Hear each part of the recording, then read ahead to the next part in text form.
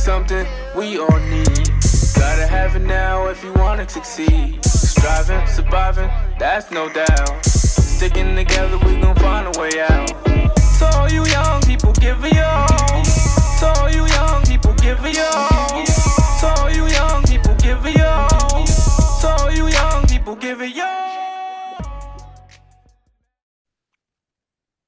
Good afternoon, the back community. Thank you as always for staying involved. Thank you for staying engaged. As you know, we're actually wrapping up season 4, and season 4's theme for the back community was Dream Bigger. This afternoon's guest is a woman who I highly admire. I have admired her since I first met her when I found out that she worked for the same place that I did a long, long time ago. But she's a mover and a shaker. Some people might know her as Miss DST. Some people might know her for the work that she's doing in the education world. But this afternoon's interviewee on the back community is Miss Lola Brabham-Harris. And Lola, I just want to say, first and foremost, thank you for coming on the back community. And I truly look forward to diving into your story today. Oh, thank you for having me. I'm looking forward to it. Hooray! Hooray! All right, so first things first, I always do my best to give you a formal introduction, but nobody can introduce you like you can introduce yourself. So on all of my guests, I always give you the opportunity to introduce who you are to the back community audience. So that's my first official question for you, Lola. Who's Lola and what does she do? Okay. Thank you again for that, Tyrell. Lola Brabham-Harris. I am the president of the Commission on Independent Colleges and Universities, which is located here in Albany, New York. Essentially, it's also known as CICU. CICU represents all of the private, nonprofit, independent colleges across the state of New York. We have over 100 campuses that we represent. The state of New York has about 1.2 million college students at any given time, and we represent about 500,000 of those students who attend school on our campuses. And essentially, what we do is lobby for and advocate for funding for students to be able to attend our colleges, make sure that they have an appropriate level of financial aid, appropriate level of state support, as well as advocating for adequate federal support in the form of Pell Grants. Okay. Okay. All right. And just for people like myself who might not know, and like I said, I know you guys have multiple schools, so we're not going to leave out any of them, but just so that we have an idea of what are some of the schools that happen to fall underneath CICU. So some of the schools would be Columbia University, NYU, St. John's, Syracuse University, more locally here, Siena College, Skidmore, Maria College. There are so many, as I said, there's Nice. over 110 campuses. So Okay. any private school that you can think of in the state of New York, Vassar College, down in Mm. Ulster County, many of them. We represent them all. Okay. All right. All right. And it's too funny. When I just heard you say Skidmore, it just something just happened to me because Skidmore was actually my first choice of school that I wanted to go to. Mhm. And at the time, I hadn't had too much exposure out of the state of New York, but I was a part of Sponsor a Scholar, which is now 518 Elevated, Mhm. and they had taken me there on their campus. I'm just like, man, this thing is so pretty. I like it here. And then I seen the price, and I can't afford it. Well, you Uh, know what? It's very ironic that you bring that up, right? Because I think that a lot of students see that sticker price and assume that they can't afford it, and they don't go further mm, to investigate whether or not they'd have an opportunity to attend a higher education institution like Skidmore. But I will tell you that most students going to Skidmore College don't pay more than $28,000 a year once financial aid kicks in, right? Whether mm, if you're a student that is from the state of New York, you may be eligible for TAP. That's New York's signature student aid program. You may be eligible for Pell, depending upon your family income. You may be eligible for other scholarships that that come directly from the institution. And so, many of our campuses, in fact, I can tell you for students with family incomes with less than $30,000, and believe it or not, there are a lot of them. A student like that might be paying something like $6,000 to attend a school like Skidmore or even Columbia or NYU. So Nice. yeah, so that's so for your audience, whether it be parents or someone who is college bound, they should not be intimidated by the sticker price of a college, and they should always move forward and fill out the financial aid information and meet with the admissions counselor and the financial aid counselors and really investigate what it would cost for you, the individual, to attend that campus, because it's not the same for everyone, and very few students pay the sticker price. I love it. I love it. And actually, I appreciate you taking the time to say it, because obviously I was one of those people that stopped right there at the sticker price and was just like, yeah, mom, we can't afford this one. Yeah. I don't even like it anymore just because I can't afford it.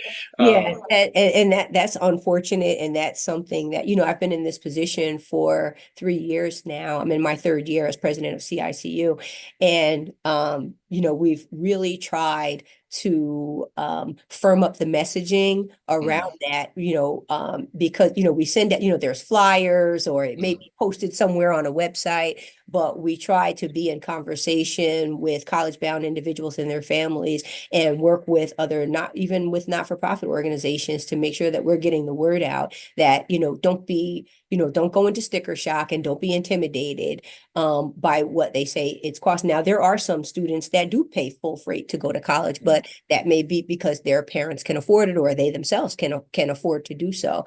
And that's fine, but that's not the average student. Gotcha, gotcha. And it all worked out anyway, but I'm gonna move on to my next one. But it all worked Okay, out because I happen to go to the best school in the world, we down know. Johnson C. Smith Yes. University. But but shout out to Skidmore, because it did have my initial interest. Okay. So what was it about education that actually drew you to begin doing the work that you're doing as an advocate for all of the students and the colleges and universities that you represent? Yeah. I think that I probably took a long road to higher education, because I don't have an educational background in higher education. I have my career has evolved over time. I've worked in public service for 26 years between the state government and federal government, and most of that time has been in my education is in criminal justice and sociology, but my career has primarily been around the human services, right? Whether it's been in social services in some form or fashion. Even when I worked at the division of the budget, the budget that I worked with was the social services budget, the offices of children and family services, and all of those things. So I think that what led me to the job that I have today are, two things. One, my own experience in higher education and understanding that even for, me, I'm a first gen college student. I was an EOP student, and I understand how important those opportunities are. And I understand how it can completely change the course of your life, right? Because, knowledge is power. And once you kind of start attaining that, then doors start to open, one after the other. So that's kind of my personal story. But even in the work that I did prior to this, I always knew that one of the things that can transform any circumstance is individuals having the opportunity to get their education. So Mhm. even when I was in budget and finance and dealt with the social services realm, one of the things that I always pushed for was for individuals to be able to, if someone was on a public assistance, that they would be able to attend college, Yeah. as opposed to be subject to some of the punitive requirements that may go along with a person being on public assistance, right?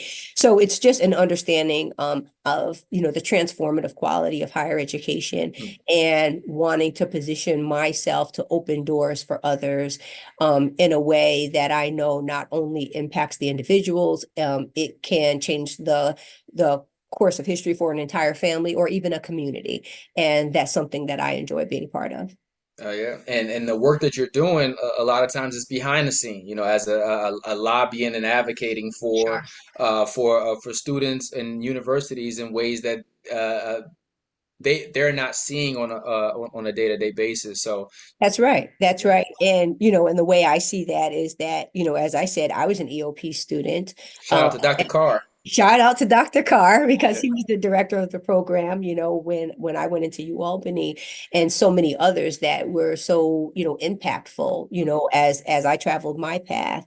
And I want to be able to do that for others. And I think it's important to do that for others. I think that I've been extremely fortunate in all of the opportunities that I've worked for and that I've attained. And at this point in my life, I really feel like a vessel at this point, that so much has been poured into me that now I'm able to position myself so that I can give back to others in the same way. Okay, okay. I truly share that sentiment and Mhm. understand the importance of it. Sometimes it's just like God saves us for a reason, and it's just like so. It's selfish to keep all your experience to yourself, Yeah. realizing that there's other people that need you to be out there advocating for them. And shout out to sociology too, Yes. because that was also mine when I did business management and sociology, Hmm. and understanding human behavior, why we interact with each other the way that we do, or why we don't interact with each other the way that we do. That's Absolutely. And nice. that's so important, and it's so foundational to everything that happens around us, and to being able to see things through a lens Yeah. that allows you also to define your purpose, right? Because we're Mm, all here for a purpose. And one of the purposes is, yes, this is something I can do. I go and I do it. And um, you know, work is not always for there was a point in my life where I would say that work is an end to a means, right? You get your paycheck, you do your thing, you're taking care of the bills and mm, everything else. And then you start to, hopefully as you go through life, you start to understand your purpose a little bit more, mm, and begin to position yourself in a way that you want God to work through you mm. for more of the common good. And I really do believe that that's where I am now. Nice, nice.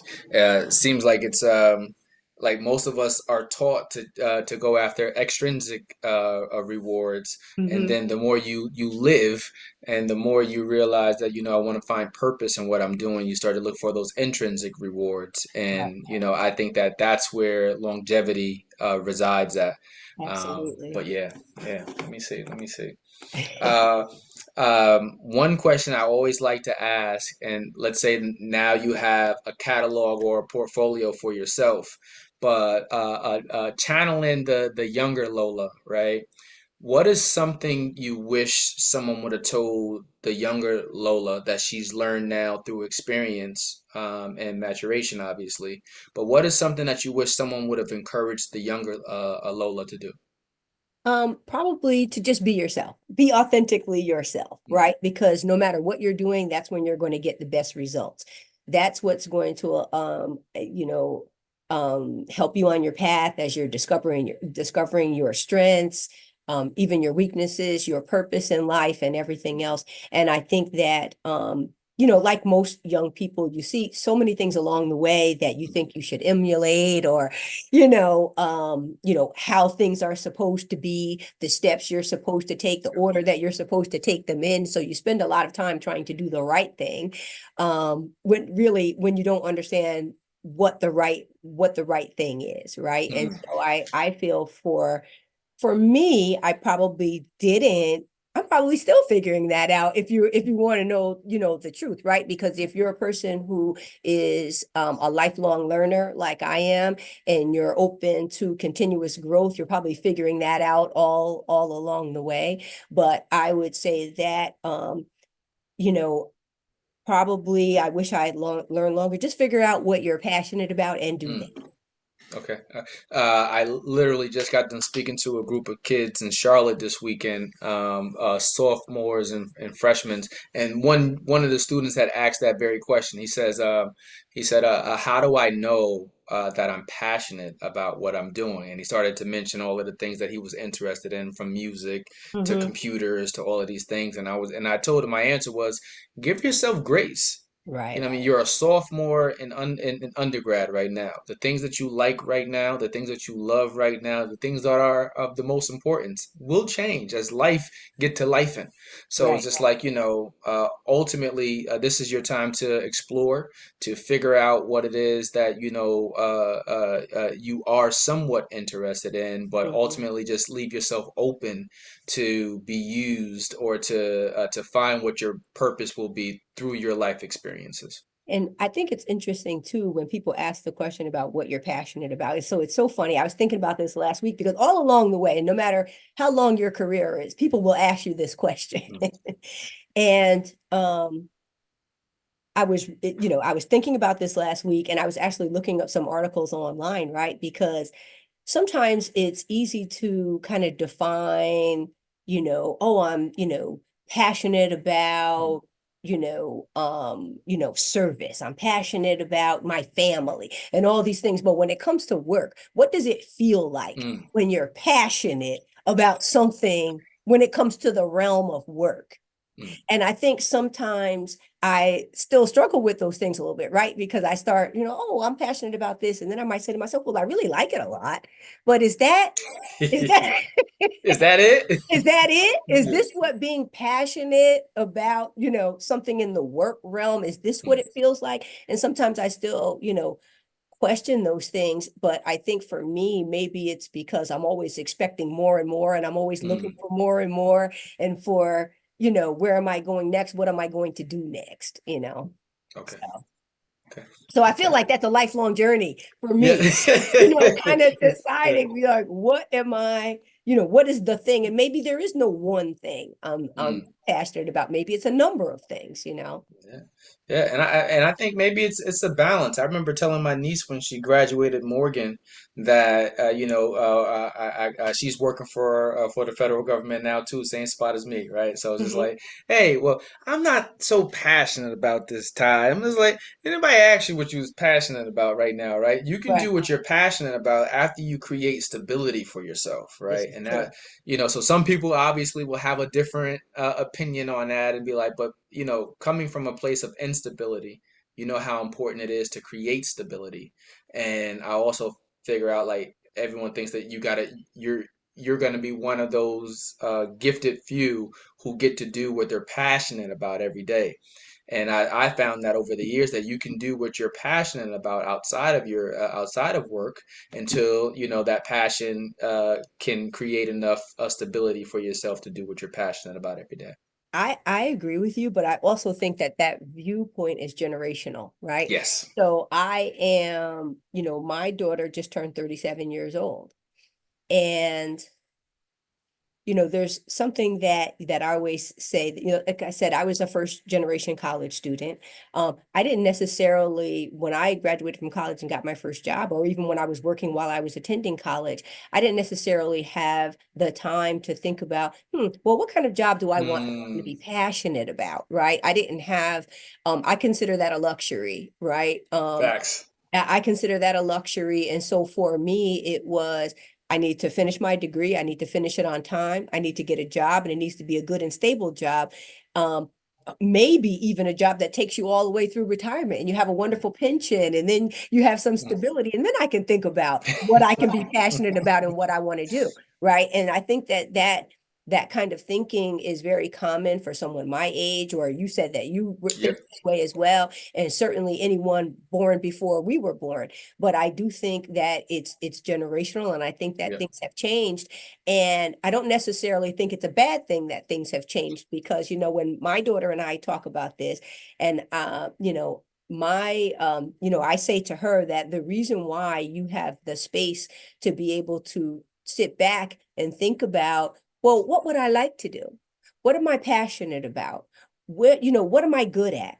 And Mm. and head in that direction, was because of sacrifices that I made, so Yep. that you could have that space, right? And so it's a beautiful thing, and I'm Mm. happy that, people who are in college today, or not just college students, Yep. but just people in general, have kind of time has slowed down, space has been made for Mm, people to even be able to think about before you jump into your first job and jump into your first career. mm, Is this something that really resonates with me? Is this something that I want to do? And is doing this going to bring value to my life, not just to my pocketbook, mm, but to my life, right? And I think that it's wonderful that people have more of an yep, opportunity now to think about what's going to be fulfilling in a holistic kind of mm, way. Because you spend the majority of your workday doing whatever that is, yep. the majority of your waking hours, even, doing that. So I think is wonderful when people do have the opportunity Mm. to explore that a little bit just before diving in. I I, think I I agree with you wholeheartedly, but this in this generation, you got leap years. I want to sit back and I don't want to do anything, right? right. I'm gonna take a year off, no, gap year, excuse me. Gap Yeah, year. gap years, right? Well, I'm now gonna see, that's a real luxury because a real luxury. But like you said, a lot of it is being afforded to this generation of students because of sacrifices that their parents have made. yeah. And in one instance, it's like so it's a great thing, but then you're also finding that it's taking a longer amount of time for a larger population of people to start their own lives. Yeah. There was a study recently that showed that a lot of 29, 30-year olds, early 30s have moved back in with their parents. Oh no, Um, now that's a whole nother topic. So, so yeah. my daughter was one of those, no gap years or anything like that, Mm, but she was a person who was very conscious about kind of where she wanted her okay. career to go. And she, took control of that. And while she was figuring, I mean, she was still working, Mm, while she was figuring that out. But and again, my mindset of no, figure it out quick, get into mm, that job, work that job, and all of those things. And when we talked about that, one thing that struck me is that she said, well, Mom, I hear you, but that was your life. My life is going to be mm, different and I'm going to proceed differently. And I had to respect it. And when I did respect it, it kind of put the air under her wings that she mm, needed to kind of take off. And she did. And it's worked out, mm. amazingly. So, I say I respect the young people and how they're approaching things for the most part. Yep. Okay. Uh, hey man, shout out to you for having the awareness to be able to say it's time to pull back and like you said, give you the reins to go in the direction. So that's Well, because amazing. that's what we work for as parents, Yeah. right? That's Yeah. what you're Yeah. trying to instill, right? Yep. Is Yep. making sure that they have those roots and Mm, that they can go out and make their way in the world. And once you realize mm. that they can, Yep. that's a beautiful thing. And what did Elbert Hubbard said, one of my favorite quotes, the object of teaching a child is to enable him or her to get along without their parent. There it And, is. so that is the ultimate goal, Yeah, on that is the this. ultimate goal. That's not to say that as a parent, it's not difficult to step back because Yeah. that just takes some work, But as I said, it really resonated with me when she said, "No, that was your life." You Okay. know, this is a different ball game. Okay. So All right. Well, let me see. Let me ask this. In your particular field of education, um, what are the biggest hurdles that you tend to come up with in terms of lobbying or advocating for schools? At a time where people are up against it with student loans and saying whether or not the if value of school higher is worth education, it, is it and worth it? Yeah. yeah, Um, I would say at this point in time, that's probably one of the biggest obstacles right now is kind of being in the middle of that argument over the value of mm, higher education and whether or not an individual needs to go to college in order to have a successful career. Is it worth it? Is it worth the debt, that you may go into? And I think all of those are valid questions. And I think, kind of my approach to that is that there is no one size fits all. College is not for everyone. You have to be selective Yep. in where you're going to go to college. And I think it has a lot to do with, what is it that you want to do? Mm, And it either, but from my perspective though, when people say, oh, well, I want to do this and I don't necessarily need a college education to do that. What I remind young people of sometimes is that this is a point in time where you might not need a college education to mm, do that thing that you're thinking about mm, today, but life is a continuum and there are going to be other things that you are going to want to do. And you may not be prepared when opportunity comes. And by prepared, I mean many jobs mm, nowadays have minimum qualifications that require an associate's degree, a bachelor's degree, a master's degree, whatever it is. And you don't want to be the person who is, I've known people who maybe did not get a college degree or didn't finish their degree, mm. and opportunities came up in their workplace, right? Because they had been able to go so far without the Yep. education. And then when they wanted the promotion or they wanted the, whatever it was, and part of the qualifications is that you need to have a bachelor's degree, and they don't have it. They had all the knowledge, Mm, kind of, and the experience and mhm, everything else. And that's not, that's no one's fault, right? It's mm. not the fault of the individual or the workplace. But those situations do occur. So again, I would just say that that's probably one of the biggest arguments right now, the value of a college education, and deciding how valuable it is, I think is part on the individual in terms of, what is the path that you want to create for yourself, Mm. or if you do decide to go to college, how much money do you want to spend, right? Like, Yep. what would you be okay with spending to go to college? And then be selective in the college that you choose to make sure that you can get your college education, spending the amount of money that you and your family determines is a reasonable amount.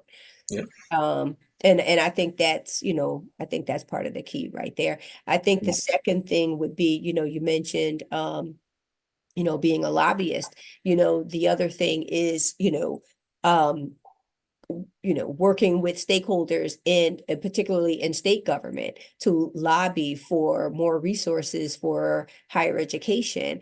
One of the things that you come up against is that I think everyone agrees that higher education is a wonderful thing and that it has transformative qualities, and that people who want to go to college should be able to do so, and that they should have the state's financial assistance to do so.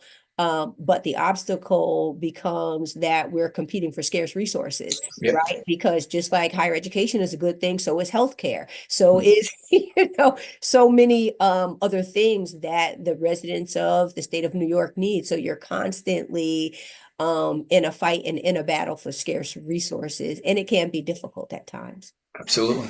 And let me see, I got like 20, probably about 20 plus years now of mentoring of folks.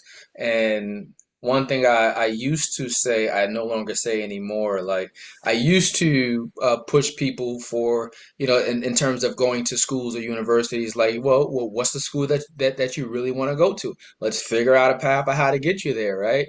Now that has changed, especially, going through Dave Ramsey, get rid of all your debt. Like my wife and I got rid of all of our debt maybe about 5, 6 years ago. Mhm, And there was a book from one of the people out of Dave Ramsey's camp named Anthony O'Neill, and he had a book called Debt Free Degree, right? mhm, And he starts to talk about how as early as 7 or 8th grade is when we really need to be preparing students and their families to start to adequately prepare for college, mhm. right? Whereas in most situations, especially in Black and Brown communities, but I think it's just across the board, we don't start preparing students for college until junior year, senior year for a lot of people, and then we end up making a bunch of emotional decisions that end up leading to the high amounts of debt, Mhm. right? Rather than having a planned approach, strategy to go at it, so that way you don't end up with this big $200,000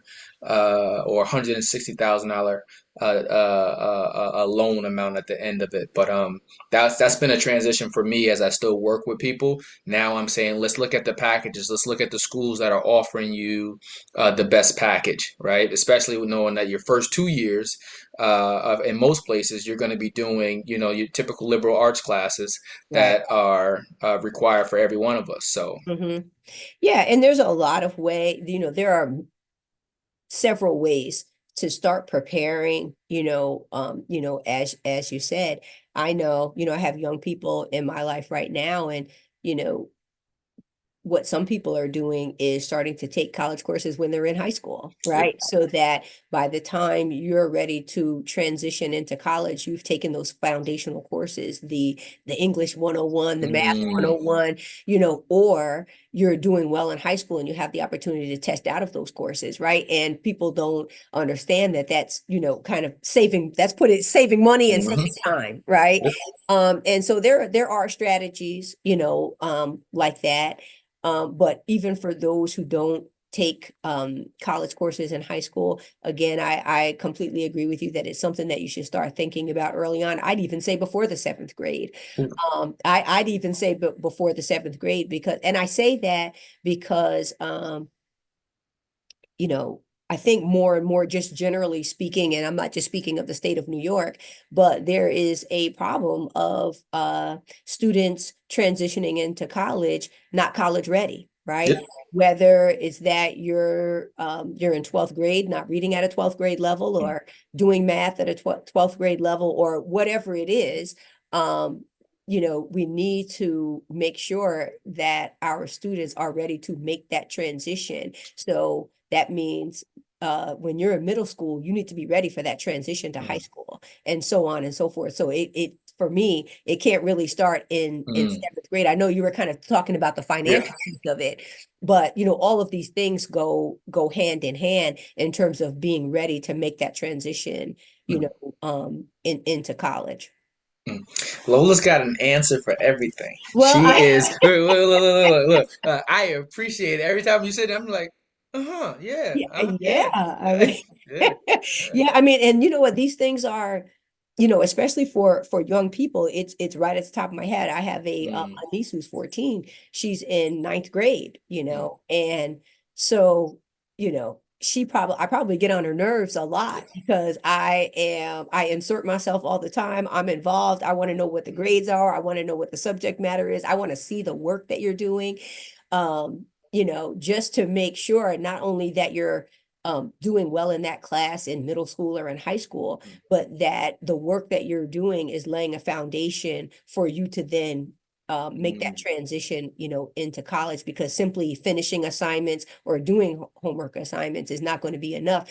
And also that you're kind of training your mind and your way of being for consistency, mm. because no matter what you do in life, if you don't have consistency, then it's going to be difficult to be successful. And I find that with our teams Mhm. these days, there's so many distractions, and so many other things that they could be Mm, doing, yep. right? And they're juggling a lot, and there's just a lot coming at our young people these days, that I think many of them need to have that conversation about consistency, and not just and how that's it sets up a pattern in your life that's going Mm. to allow you to be successful. So Wholeheartedly. yeah. Wholeheartedly. Let me see. I am going to ask you to indulge with me, Mhm. in a game that I like to call rapid fire. Don't worry, no bad stuff. It's always going to be something Okay. good. Nothing that'll get you in trouble. Okay. Where did I got it? Where did I put it? There we go.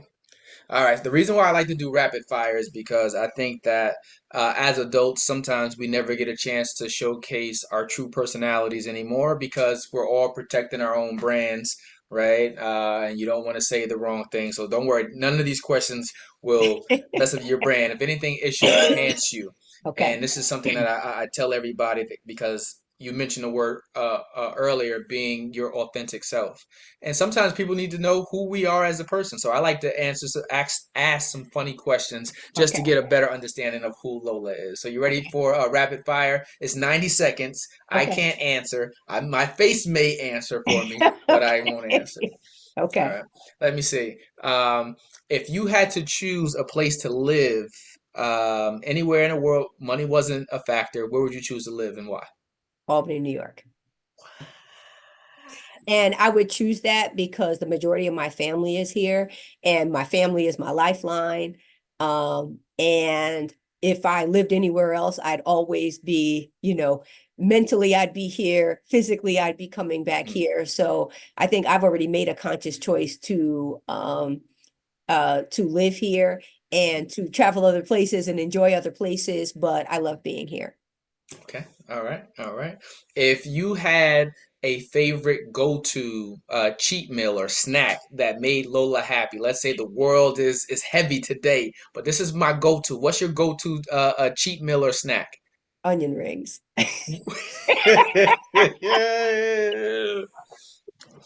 All right, all right. Since I was since I This was is a a no kid. judgment zone. This is a no judgment zone. Uh, if you had to choose your favorite shoe or sneaker, what would it be? Oh man. I'm not really a sneakerhead So shoes it and is. any brand of Ralph Lauren shoes because they're very comfortable. Okay, all right, all right. And let me see. If you had to choose your favorite artist, any genre, who would it be? Erica Badu. All right. Still. And let me see. I'm gonna hit you with one more. What I want to do for you? Ooh,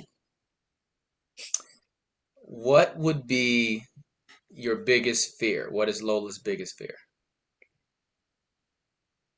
Not having time to do enough. There's so many things I want to do. And, you know, in my mind, I just want to get it all in. I just want to make Mm, the best of every day that I have on this earth. I don't take any day for granted. And I just want to have enough time to do it all.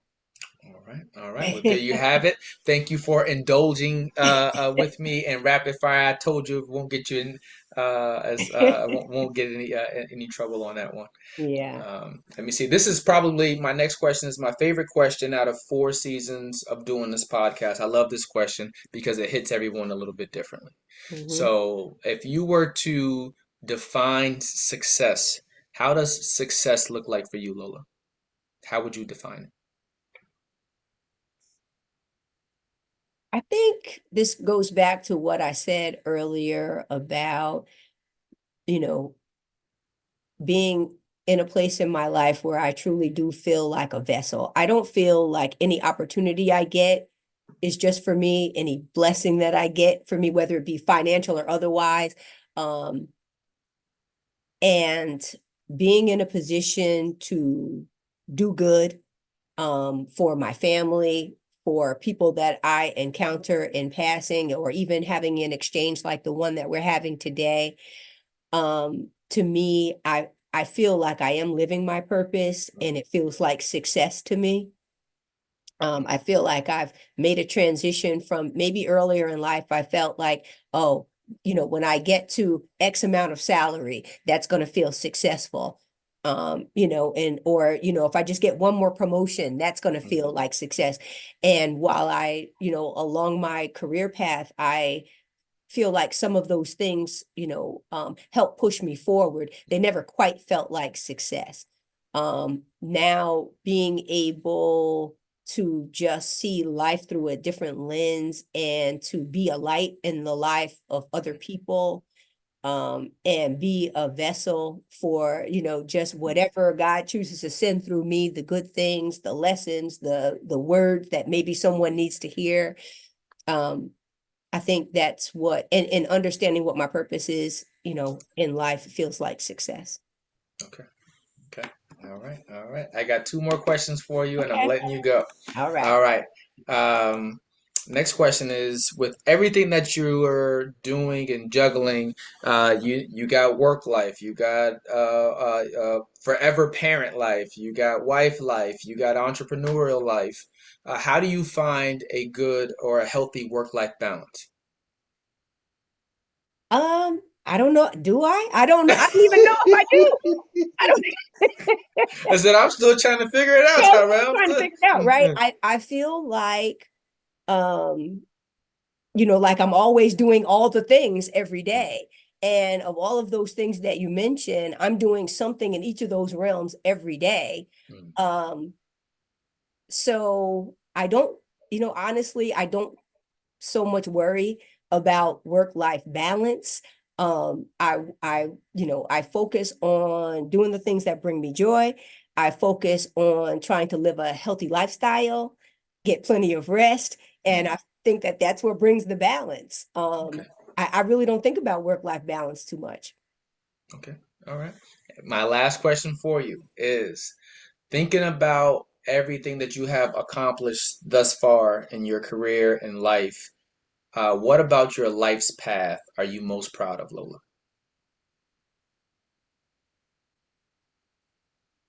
I think that I am most proud of being a mother. And I know most mothers probably say that. I try to think of something more creative, but I think No, no, no, that's a good one. I I, try to I, think I of, felt it when you said it because yeah, I felt the emotion that came behind it. yeah, it's the best job I've ever had.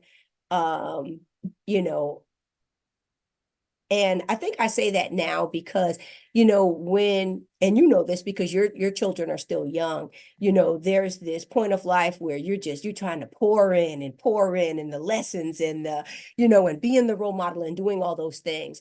And by the time you get to be my age, there's a shift that takes place and you get to kind of see the reward from all of the work that you've done, and you get to have that, in my case, mother-daughter relationship, a true friendship, a best Mm, friend, a confidant, a mirror, mm, right? Of who you are.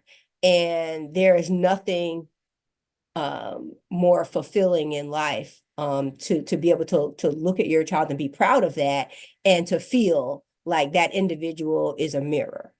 mm. And I think it says something about her, it says something about me, it says something about the life that we've lived on this earth and the opportunities that we've been given and how we've tried to make the best of the blessings that we were given. And I'm very proud of that. As you should be. Yeah. As you should be. Well, listen, before you go, please tell the audience how they can find out more about CICU. If you guys, or I'm sure the organization has a website. I We am do. going to put it in the comment section Yeah, put it anyway. in the But comments. It's www.cicu.org. You can also find us, CICU on Instagram. I know we're on, is it still called Twitter? X. X. We're also on X. We're also on Facebook. You can find us in any of those places, and there is a lot of information there about the work that we do and the communities that we serve. And I encourage everyone to go and check it out. If you have any families and college-bound individuals, you should send them to that site as well and have them explore some of our schools. As I said, we represent over 100. Actually, it's 110 campuses across the state of New York, and they'll have an opportunity to explore that and maybe find a college home there. All right, all right. Well, listen, Lola, I want to say thank you for being a vessel, as you have hinted towards several times. Thank you for being a vessel. I mean this from the bottom of my heart. You know, you're somebody that I've always admired since I met you. So thank you for being passionate about what it is that you do. Yes. Thank you for being an advocate, and thank you for being a vessel. Thank you for being on the back community. I can't thank you enough. Well, thank you for having me, and thank you for what you're doing because this is very much needed. And I'll be looking looking forward to see who's coming up next. Hooray! I'm just happy I got you from out the back. I got you here. I got you here. Hey, listen, man, you have a wonderful day, You and as well. I look forward to getting your story out to the world. Okay, thank you, Tyrell. Bye-bye. Later. Bye-bye. Bye-bye. Keep climbing up the ladder. A Black Lives Matter. It matter. Matter. So all you young people, give me all. So all you young people, give me all. So all you young people, give me all. So all you young people, give me all. Matter, matter. A Black Lives Matter. They matter, they matter.